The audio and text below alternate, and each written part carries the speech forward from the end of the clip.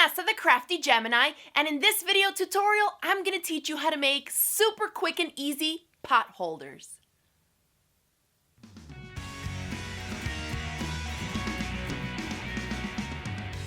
Now this pot holder project is super simple and easy. Any beginner can do it, nothing too fancy, and these are going to be great for everyday use. So they make great quick gifts. Now let's go over the supplies you're going to need so you can get busy making some pot holders.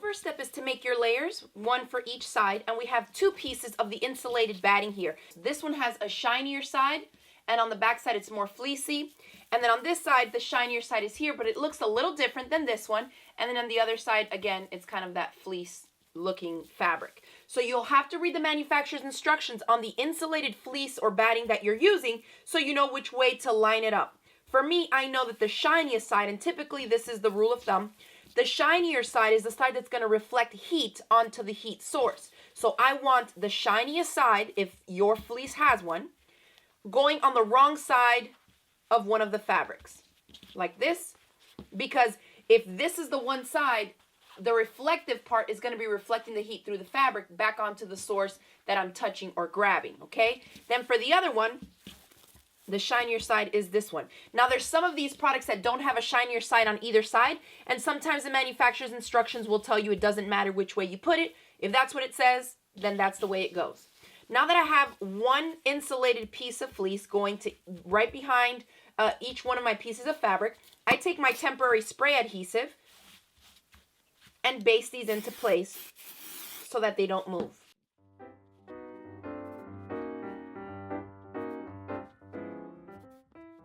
Now that we have one insulated fleece or batting piece going to each piece of fabric, sometimes I do go in and attach an additional layer of just 100% cotton batting in the middle, but keep in mind that that is going to make it quite bulky like this. So if your machine doesn't tend to play nice with going through bulky stuff, then you may want to leave that out.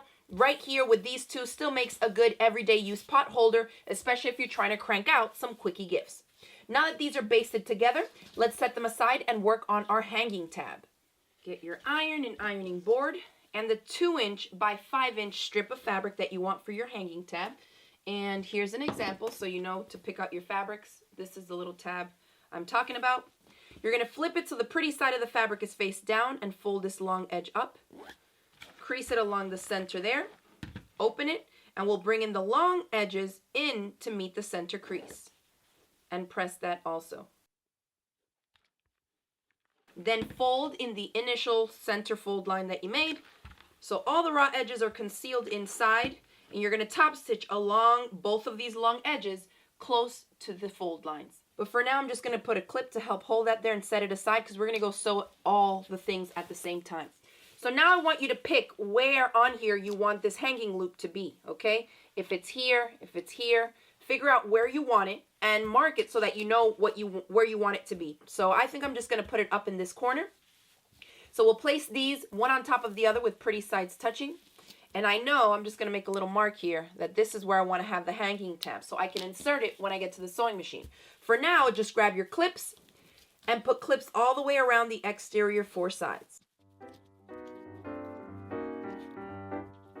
Now we need to mark an opening that we're going to leave unstitched. So if this mark is for my loop, I like to leave an opening on either straight side. Just try not to leave it on a corner because that's really tough to turn under so you get a crisp pivot point there for the 90-degree angle. So instead, I think I'm just going to leave it here. And depending on how bulky the fleece and the insulated batting is that you're using, make sure that you leave enough of a big space here. I'm leaving about 3 inches, okay? Now let's grab this and head over to the sewing machine. First, let's top stitch our little hanging loop down both long edges.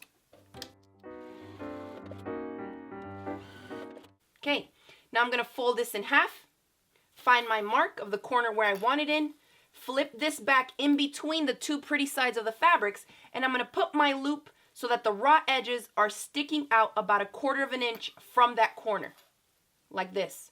That's going to ensure that when I pivot on this corner, I grab both layers of my strip. So then I'm going to place this back and put a clip.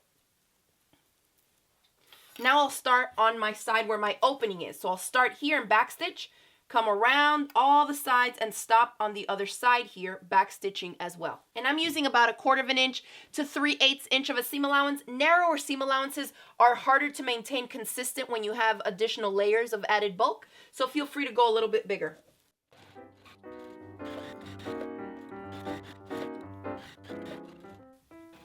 And now we're clipping away fabric from the corners to reduce bulk.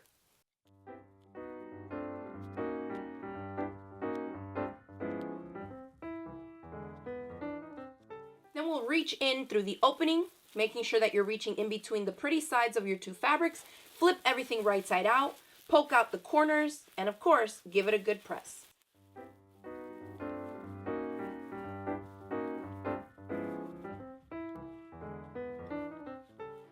At the opening, I like to push the raw edges inside, trying not to stretch or distort the fabric, and just hold it right where you want it to be so it's lined up flush, and just put a couple of clips.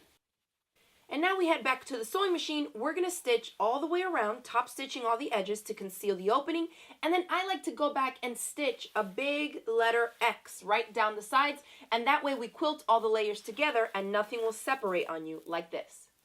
Now when I stitch on the diagonals for the X that we're going to quilt through all these layers, I just eyeball it because it's not that wide. But if you have trouble sewing straight like that, just freehand, simply grab a ruler, something to mark with, and just mark the diagonals from here to here, and do the same thing from here to here, and then just follow the lines that you drew as your stitch lines.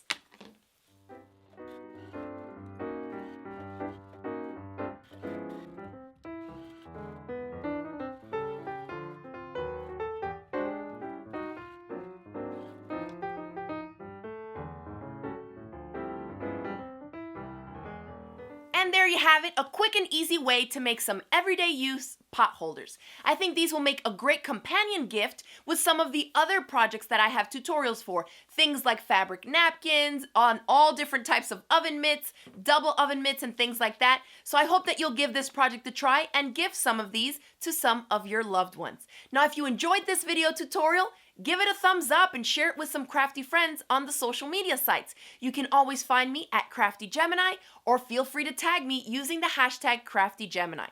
Now, thanks again for watching. Remember that this was day 9 of my 12 days of last-minute DIY gifts, and that means I'll be back tomorrow with another free video tutorial. Thanks again, and I will see you in the next video.